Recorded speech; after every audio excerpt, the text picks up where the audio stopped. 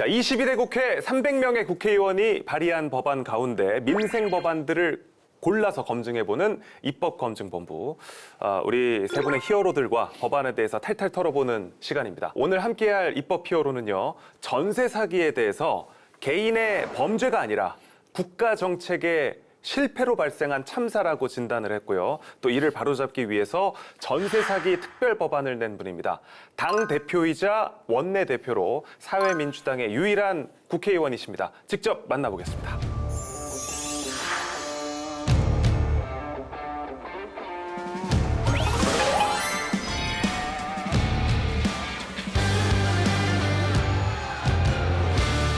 정치가 무엇이냐는 말에 인간의 존엄이라고 말하는 누구보다 눈물이 많은 정치가 바로 한창민 국회의원 오셨습니다. 반갑습니다. 반갑습니다. 안녕하세요. 한창민입니다. 네. 반갑습니다.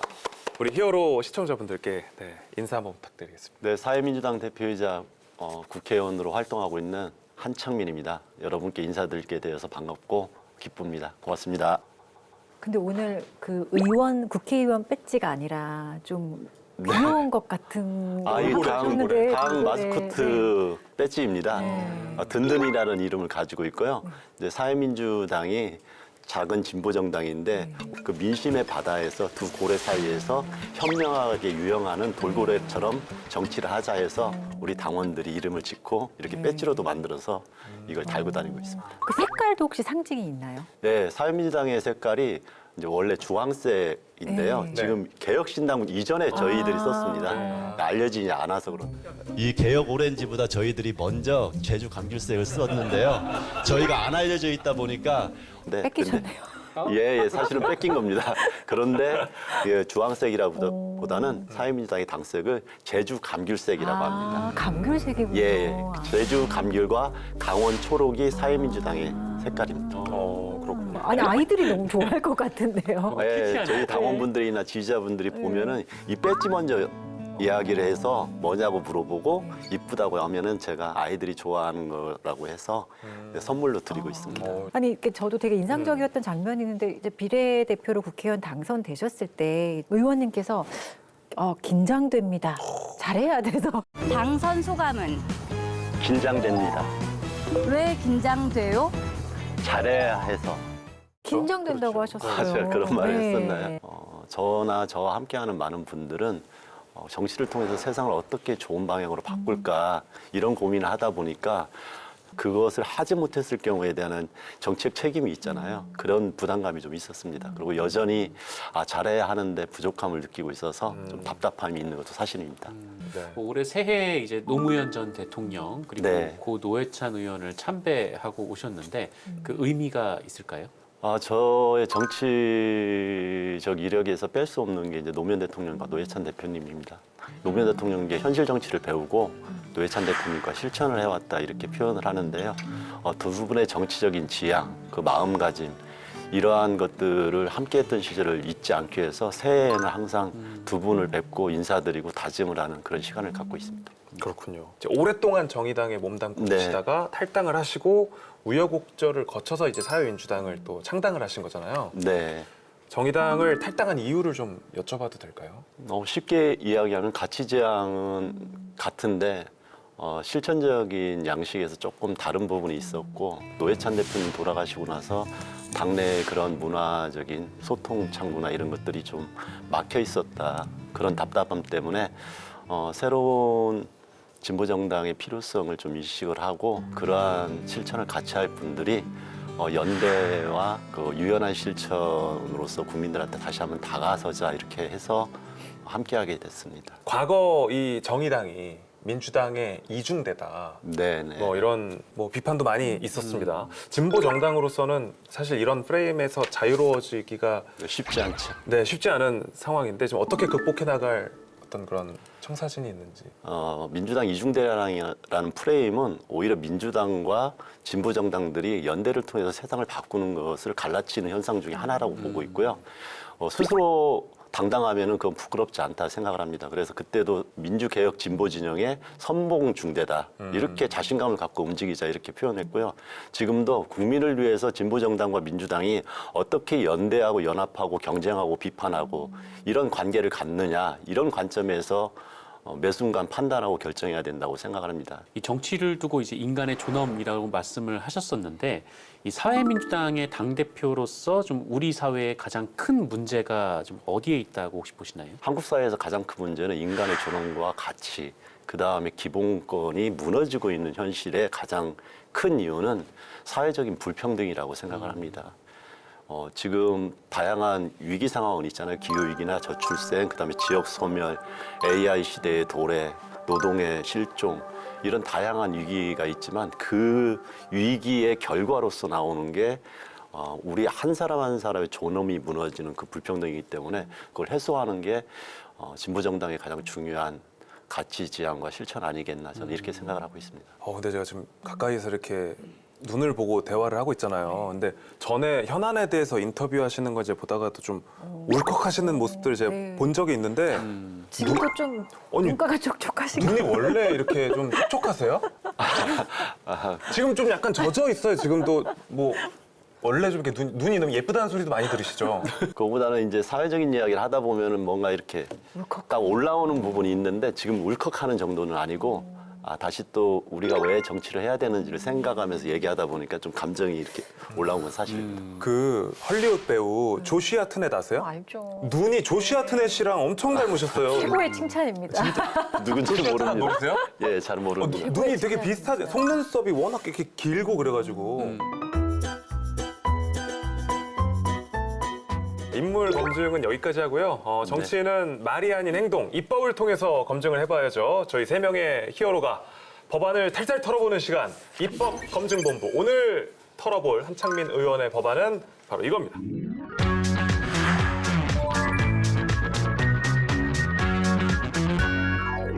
스스로 전세 사기 특별법 완결판이다 이렇게 자평을 했습니다. 완결판은 이 이상 나올 수 없다. 최종, 최종, 최종. 네, 뭐 이런 네. 의미로 볼 수 있는데요. 자, 자신감이 있을 때 쓰는 표현이잖아요. 어떻게 좀 완벽한 법안이라고 스스로 판단하십니까? 제가 표현을 잘못 썼네요. 사실 완결판이라는 용어는 그만큼 절실한 내용을 담고 싶어서 그랬습니다. 전세사기 특별법이 만들어졌지만 실제로 실효적이지 않기 때문에 전세사기 피해자들과 시민사회, 그다음에 전문가들의 의견을 종합해서 가장 실효적인 법안을 냈다. 그래서 완결판이라는 표현을 썼습니다. 그렇군요. 핵심 내용 좀 저희가 간단하게 이야기 들어볼 수 있어요. 전세 사기는 개인 간의 어떠한 문제로 이렇게 시작된 걸로 알고 있는데 사실은 법적, 제도적 사각지대에서 발생한 국가적인 참사라고 생각을 합니다. 그래서 국가 차원에서 이 특별법을 만들었음에도 불구하고 제대로 구제되지 않는 것을 보완하는 데 핵심을 뒀고요. 크게는 3가지 부분으로 전세 사기 특별법의 핵심 내용을 담았습니다. 하나는 지금처럼 어떠한 과정을 거쳐가지고 뒤늦게 최소한의 구제가 되는 방식을 좀 넘어서서 네. 선구제 그리고 보증금을 다음에 회수하는 것은 뒤로 두는 후 회수 이런 원칙으로 담았습니다. 그래서 최대한 많은 피해자들이 빠르게 삶을 회복할 수 있도록 설계를 했고요. 두 번째는 이제 배드뱅크라고 해가지고 국가에서 그런 채권들을 매입해가지고 이 피해자들이 빠르게 구제될 수 있도록 하고 일정 부분 국가에서 뒤에 그것을 좀 보전해 주는데 도움을 줄 수 있도록 하나 만들었고 또 하나는 지금은 전세 사기라는 게 일정 부분의 범죄라고 생각해서 이 전세 사기 특별법에서 구제를 받는 사람들의 범위가 굉장히 축소돼 있고 그걸 인정받는 게 굉장히 어렵습니다. 네. 이것을 좀 폭넓게 만들어서 피해 구제의 범위를 넓혔습니다. 뭐 전세 사기, 깡통 전세라는 말을 우리가 뭐 뉴스를 통해서 정말 질리도록 들었을 정도로 정말 속상한 일들도 너무 많았고 피해자들 가운데 스스로 목숨을 끊는 안타까운 일들도 발생을 했는데요. 피해자들을 위해서 정부가 이렇게 특별법을 마련했음에도 불구하고 여전히 구제를 받지 못한 피해자분들이 많이 계십니다. 그렇죠? 네, 맞습니다. 이제 전세 사기 문제가 심각하다는 이야기를 들었지만 아직도 여전히 수십 명이 스스로 목숨을 끊고 있다. 이 상황을 잘 모르고 계시고요. 구제받지 못한 피해자도 3만 5천 명 이상으로 무수히 많은 삶이 여기에 연결이 돼 있습니다. 네. 그런 안타까운 현실이 계속되고 있기 때문에 법과 제도를 보완해서 반드시 근절해야 되는 굉장히 중요한 민생 현안이다. 이렇게 봐주시면 좋을 것 같습니다. 네. 어쨌든 그 피해자들이 가장 답답한 게 전세 보증금을 돌려받지 못한다는 거 아니겠습니까? 네네. 보통 이럴 때 전세로 살던 집을 이제 경매로 넘겨서 네. 낙찰 받으면 이제 조금이라도 받을 돌려받을 수 수 있지 않나. 있죠. 받을 수 있을지도 모르겠지만 사실 그것도 좀 쉽지 않은 게요. 이 집주인이 가지고 있던 빚이 있다거나 아니면 여러 공과금이 밀려 있을 때 그때는 뭐 우선순위 변제금이 있기 때문에 여기에서 다 돈이 나가고 나면은 실질적으로 피해자가 받을 수 있는 돈이 좀 많지 않은 상황이 되는 좀 그런 상황이 됩니다. 또 케이스마다 또 상황들이 또 다 다를 다르죠. 거고요, 그죠? 이 법적인 한계가 한두 가지가 아닌 것 같은데 먼저 지금 말씀해주신 것처럼 이렇게 돌려받지 못한 전세 보증금 어떻게 지원을 할 수 있게끔 되는 건가요? 그래서 제가 이번에 특별법에 중요하게 담았다는 그 원칙이 네. 선구제 후회수 원칙입니다.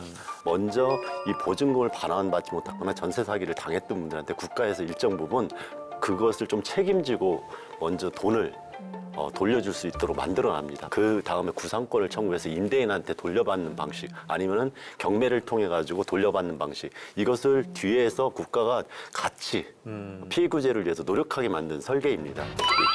이건 네네. 저는 갑자기 궁금해졌는데 네. 먼저 보상을 해주고 다음에 정부에서 이렇게 회수를 하는 그런 방식인데 그렇다고 해서 정부에서 모든 금액을 지원해 줄 수 없지 않을까요? 아 그렇습니다. 예. 저희가 그래서 모든 것을 보전해 주자는 게 아니라 최소한의 보전 금액을 마련해 주자. 그래서 50%를 상한으로 뒀습니다. 네. 최소한 50% 정도는 돌려받을 수 있는 제도를 설계하지 않으면은 다시 재활하거나 회복하는 기간이 너무 힘듭니다. 그래서 이제 회수율이 뭐 현재는 한 23%에서 100%뭐 편차가 굉장히 큰데요. 최소한의 50%를 보장할 수 있도록 하자. 이 정도로 설계를 했습니다. 생활이 뭐 돼야 되니까요, 그죠? 네네. 이 이제 법안에 담겨 있는 게 최소 피해 보장제인데 피해자의 이제 보증금에 이제 말하자면 일부를 국가가 지원해주는 방식이라고 볼 수도 있잖아요. 이 재원과 이런 예산의 확보가 사실 되게 중요할 것 같은데 어떤가요? 근데 이건 약간의 의지의 문제라고 생각을 합니다. 사실 지난 정권에서는 이제 세원을 마련하지 못해서 거의 100조 원이 날라갔습니다. 그래서 거의 GDP의 1조 이상의 경제적 손실이 있었는데 이제는 좀 세수로 확보하는 것들이 조금 더 나아질 수 있습니다. 그래서 재정 확보에 대한 노력을 정부에서 하되 잘못 쓰여졌던 재정들을 좀 조정하면서 가장 빠르게 이런데 재정 투입을 하려고 하는 의지가 있으면 충분히 이것은 설계가 가능하다고 보고 있고요. 그런데 이제 통계를 보면 국토부의 2024년 전세 사기 피해자가 한 3만 6천여 명 정도이고 돌려받지 못한 보증금이 1인당 평균 1억 4천만 원. 그러니까 총 5조 네, 맞습니다. 정도로 규모가 굉장히 크거든요.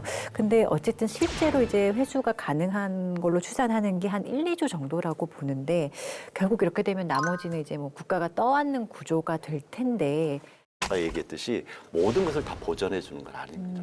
거기에 50% 정도가 최소한 네. 보전될 수 있도록 하고 그 차액만큼 또 보전하는 거기 때문에 그 재정비용은 좀 더 줄어듭니다. 그래서 그런 부분에 대해서 좀 꼼꼼하게 설계를 하면은 충분히 가능하다.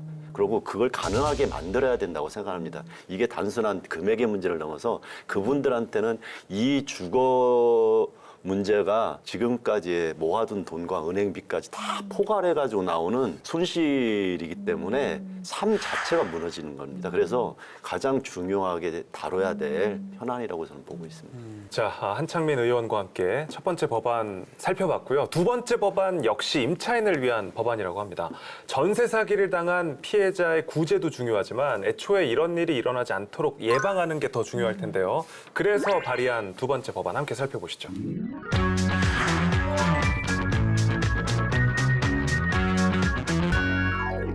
네, 전세 사기 예방법을 위해서 주택임대차보호법에서 강조한 게 어떤 건지 궁금한데요.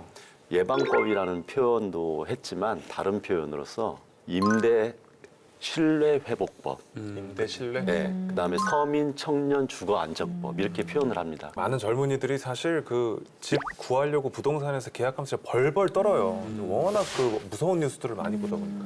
아예 전세 사기 피해자의 상당 부분이 청년들입니다.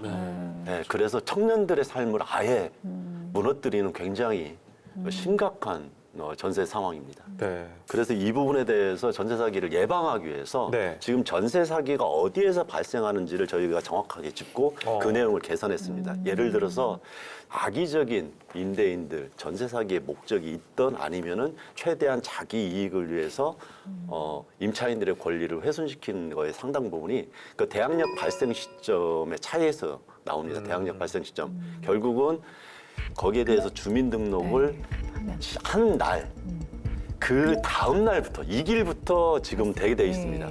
근데 지금 그 하루 사이에서 전세 사기가 많이 발생하기 때문에 그 전입신고를 한 날, 그 당일부터 대항력이 발생하도록 저희가 설계를 다시 했습니다. 네. 저도 사실은 전입신고 해야 된다. 뭐 부동산에서 네. 확정일자 받아야 된다 해서 하지만 네. 이게 왜 해야 되는지 사실 정확히 잘 모르겠어요, 변호사님. 대항력은 한마디로 제3자한테 내가 여기 살 권리 있어 이렇게 말할 수 있는 권리, 주장할 수 있는 권리예요. 임대인이 집을 딴 사람한테 팔 수 있겠죠. 아니면 또 이게 경매가 됐을 수도 있고요. 그럴 때 제3자에게 이 집이 넘어가더라도 내가 여기 살 권리가 있어요라고 주장할 수 있는 게 이제 대항력이고 주택 인도와 이제 주민등록을 하면 지금 판례 기준으로는 다음 날 0시부터 대항력이 발생을 한다는 겁니다. 그리고 이제 확정일자라는 거는 여기에 이제 한마디로 좀 우선 변제권이라고 해서 돈을 받을 수 있는 권리가 생기는 거예요. 나중에 이 집이 뭐 경매나 공매 된다 그러면은 매각 대금이 발생하잖아요. 그럴 때 내가 이걸 배당받을 수 있는 권리가 있다라고 주장을 할 수 있는 건데 이 확정일자는 그 전입신고까지도 이제 완료가 되어야지 되는 겁니다. 그래서 대항력과 이제 확정일자는 이렇게 좀 차이가 있기 때문에 일단 지금의 제도에서는 가장 안전하려면 이제 확정일자까지 다 부여를 받고 있는 게 사실은 임차인들의 지금 일반적인 모습이죠. 다음 날부터 아니라 당일부터 이제 효력이 발생하게. 그러면은 사실 많은 것들이 좀 해결될 네, 수 달라집니다. 있습니다. 예. 주민센터도 좀 뛰어가야겠네요.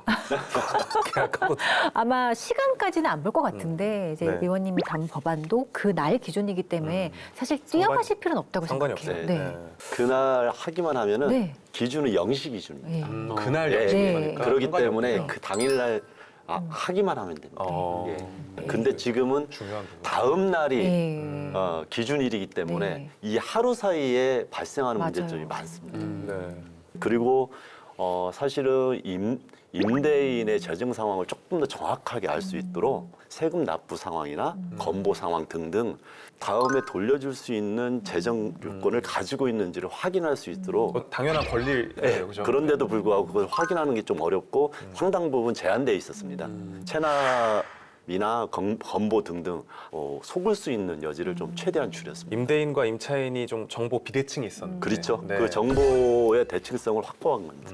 어쨌든 뭐 세입자들이 가장 관심 있는 건 내 전세 보증금을 돌려받는 거잖아요. 그렇죠. 네. 네. 전세금을 계약이 끝났을 때 안전하게 돌려받을 수 있는 게 제일 중요한데 법안에 이제 구체적으로 어떻게 담겨 있는지 좀 들어볼 수 있을까요?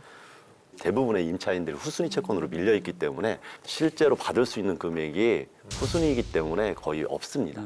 그것을 없애기 위해서 선순위 채권하고 똑같이 이 문제가 발생했을 때 2개월이 지나고 못 받는 경우에는 경매를 청구할 수 있는 권리를 신설했습니다. 그러니까 상인 간의 계약을 넘어서 법적으로 보호받는 장치를 뒀다 이렇게 보시면 좋을 것 같습니다.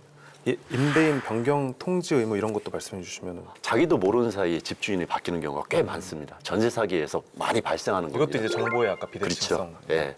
포함- 그래서 만약에 집주인이 바뀔 경우에는 그 부분에 대해서 통지를 하게 법적으로 설계해놨습니다. 그래서 집주인이 바뀌고 집주인이 바뀌었을 때 그 전에 집주인과 새로 바뀐 집주인도 재정 상태를 여기서 확인하고 내가 여기 임대 계약을 그대로 이어갈 건지 여기서 중단할 건지를 임차인이 판단할 수 있도록 해놨습니다. 집주인이 바뀌는 시점에 네네. 어떻게 할 건지. 예, 예. 그럼 만약에 세입자가 이의를 제기하면은 집을 못 파는 건가요? 아닙니다. 아, 그건 아니죠. 팔 수 있는 권리는 당연히 집주인한테 집주인에게 있죠. 있는데. 다만 이걸 팔아가지고 새로운 집주인이 들어왔을 때 나의 권리가 훼손될 수 있다는 것을 알게 되면은 나갈 수 임대계약을 거기서 자기가 중지할 수 있는 권리를 줘요. 그래서 상호 대등한 무기의 원칙을 만든 거죠. 아, 그렇군요. 근데 사실 지금 발의하신 법안들이 그 부동산 카페에서 이제 한창민 의원님의 이름이 많이 거론이 됐었어요.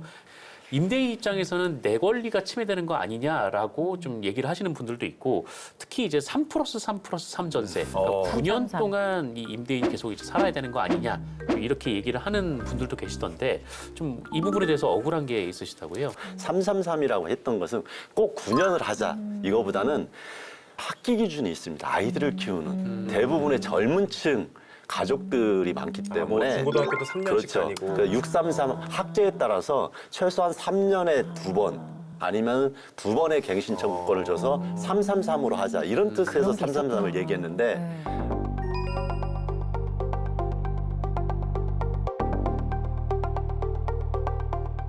네. 여기에 대한 필요한 논쟁이가 이 부분에 대해서는 충분한 대화가 가능한데도 불구하고 이걸 조금은 이제 갈라지는 여론처럼 임대인과 임차인의 어떤 갈등 구조로 만들어서 좀 안타깝고요. 제가 처음에 이야기할 때 이게 임차 신뢰 회복법이라고 했잖아요. 네.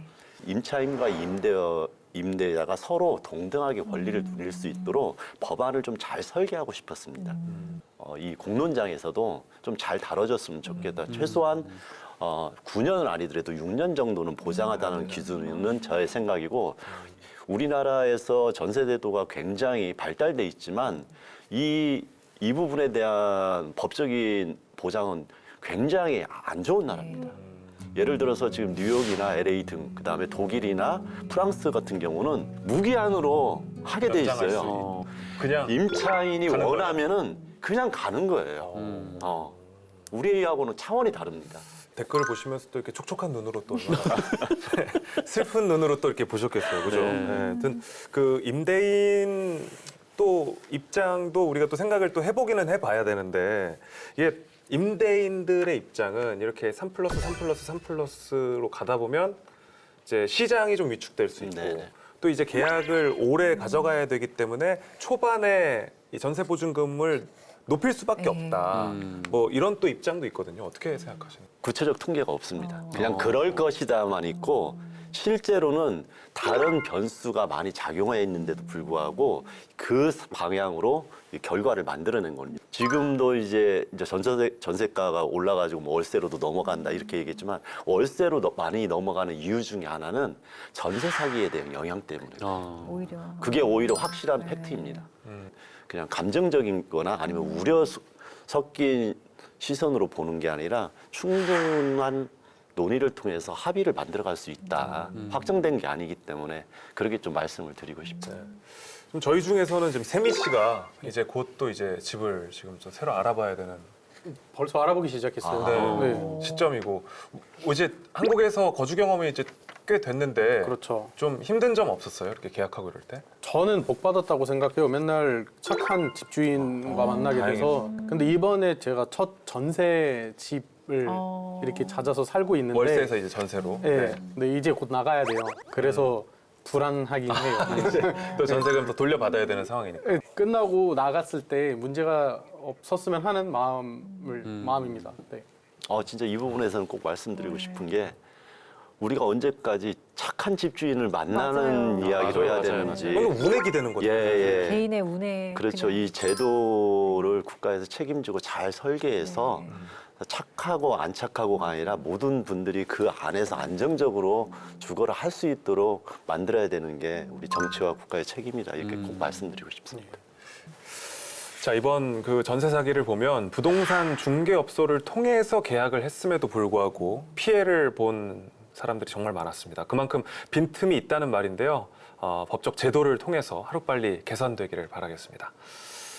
마지막 공식 질문이 있죠. 네. 네, 히어로에 추천할 동료 의원 혹시 있으신지요? 조국혁신당의 네. 기재위에서 활동하고 있는 차규근 의원님이 아직 만약에 히어로에 출연을 하지 않으셨으면 안 하셨죠. 출연 안 하셨죠. 네. 네. 그분도 우리 국민들을 위해서 좋은 고민과 법안을 많이 내기 때문에 네. 이 자리에서 그런 말씀을 해주시면 좋을 것 같다는 생각이 듭니다. 혹시 뭐 마지막으로 우리 국민들에게 하시고 싶은 말씀 있으실까요? 많은 국민들이 정치적인 현안 관련해서만 이제 관심을 갖게 되고 정치인들의 말싸움에만 언론이 집중하다 보니까 정말 우리의 삶을 바꾸는 정책이나 그다음에 제도나 이런 거에 대해서는 좀 어려워하거나 관심을 갖지 못하는 경우가 있습니다. 그런 노력을 하는 정치인들은 언론에서 잘 다뤄지지 않습니다. 그래서 진짜 의정활동, 진짜 정치는 그 국민들의 삶을 바꾸기 위해서 특히 서민이나 사회적 약자들의 어려움을 개선하는데 어떤 변화를 만들어내고 어떤 실천하는가 이걸 중심으로 좀 봐주고 우리 국민들도 오히려 언론이 비춰주는 것만 보지 않고 우리 정치를 제대로 볼 수 있도록 한 번씩 이런 것들을 살펴봐 주셨으면 좋겠습니다. 자, 우리 한창민 의원님도 앞으로 좀 더 열심히 뛰어주시기를 저희도 부탁드리겠습니다. 네, 더 열심히 하겠습니다. 네, 입법검증본부 한창민 의원과 함께했습니다.